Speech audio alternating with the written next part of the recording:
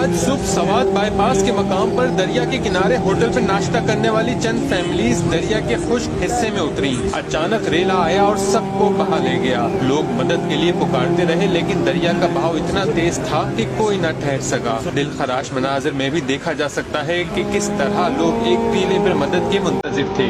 शाहिद का कहना है कि अचानक आवाजें आई कि लोग फंस गए हैं। हम एक दूसरे को फोन करते रहे। 1.5 घंटे तक लोग फंसे रहे।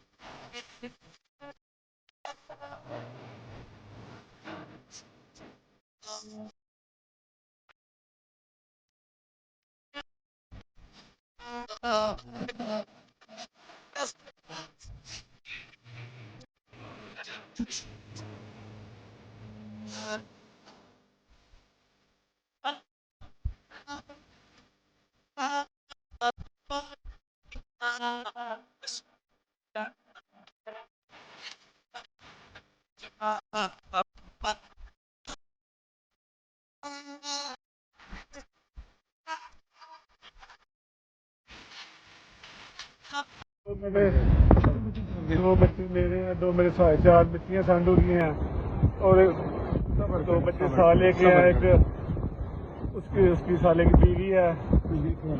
सब दुनिया उजड़ गई यार।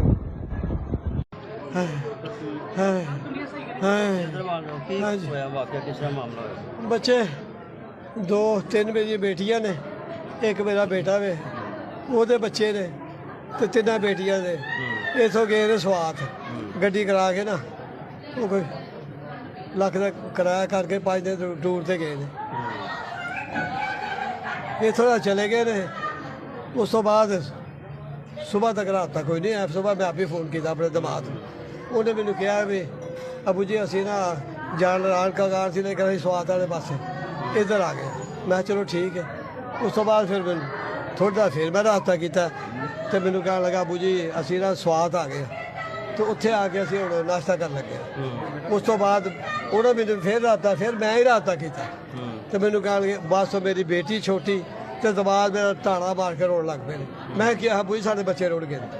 ਮੈਂ ਅੱਗੋਂ ਉਹਨਾਂ ਨਾਲ ਕੋਈ ਮੇਰੀ ਗੱਲ ਇੰਨੀ ਹੋਈ ਹੈ, ਕੋਈ ਪਤਾ ਲੱਗਦਾ ਹੁਣ ਬੇਟਾ ਮੇਰਾ ਤੇ ਬਾਕੀ ਜਿਹੜੇ ਹੁਣ ਉਹ ਪਤਾ ਸਾਨੂੰ ਕੋਈ ਨਹੀਂ ਲੱਗਦਾ ਪਿਆ। ਸਾਡਾ ਹੁਣ ਰਾਤ ਤੱਕ ਕੋਈ ਨਹੀਂ ਉੱਥੇ ਹੁੰਦਾ ਪਿਆ, ਕਿਉਂਕਿ ਉਹ ਜਿਹੜੇ ਮੇਰੇ ਦਬਾਅ ਦੇ ਨਾ ਸਾਨੂੰ ਇੰਨਾ ਹੀ ਪਤਾ ਲੱਗਾ ਕਿ ਉਹ ਦਰਿਆ ਹੀ ਰੁੜੇ ਨੇ, ਲੇਕਿਨ ਪਤਾ ਕੋਈ ਨਹੀਂ ਲੱਗਦਾ। ਬੱਚੇ ਹਨ ਤਸਵੀਰ ਬਣਾਉਂਦੇ ਪਰ ਹੁਣ ਅੱਗੋਂ ਸਮਝ ਨਹੀਂ ਆਉਂਦੀ ਕਿ ਕੋਈ ਜੀ ਬੱਚੇ ਜਿਹੜੇ ਨਾ ਉਹ ਸਾਰਿਆਂ ਦੇ ਬੱਚੇ ਤਕਰੀਬਨ ਮੇਰੀ ਵੱਡੀ ਪੋਤਰੀ ਹੈ ਸਲਾਮ ਦੀ ਬੱਚੀ ਹੈ, ਨਾਲ ਮਤਲਬ ਹੈ ਕਿ ਛੋਟੀ 17 ਸਾਲ ਦੀ 19 ਸਾਲ ਦੀ ਹੈ, ਪੋਤਰਾ ਜਿਹੜਾ ਕੋਈ 15-16 ਸਾਲ ਦਾ।